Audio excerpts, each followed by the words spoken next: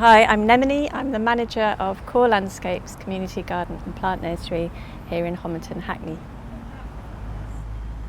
Core Landscapes is a Meanwhile project, and we've been around since 2009.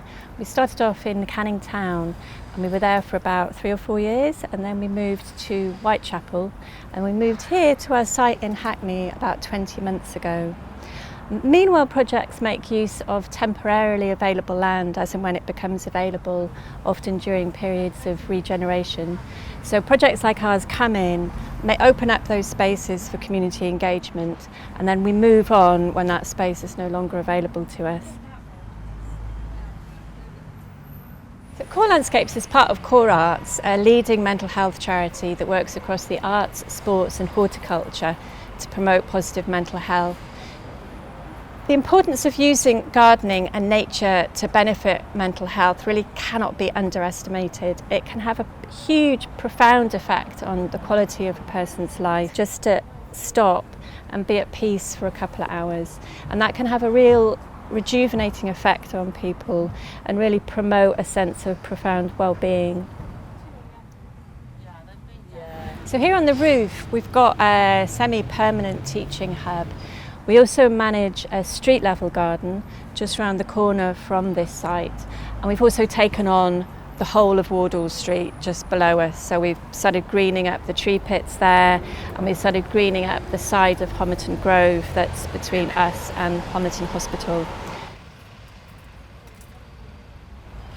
The history of Core Landscapes being a Meanwhile project means that us as staff members, we've had to kind of be quite relaxed about how we make the gardens. It's been quite a gung-ho way of gardening, and this has impacted on how I actually teach gardening.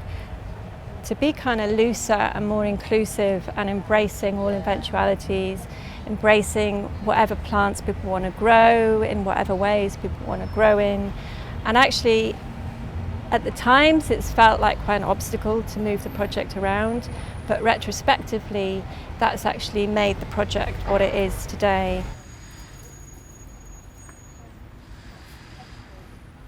So from when people first start coming to the sessions at Core Landscapes, the biggest change that I see in people after a relatively short space of time is an increase in self-confidence and self-esteem.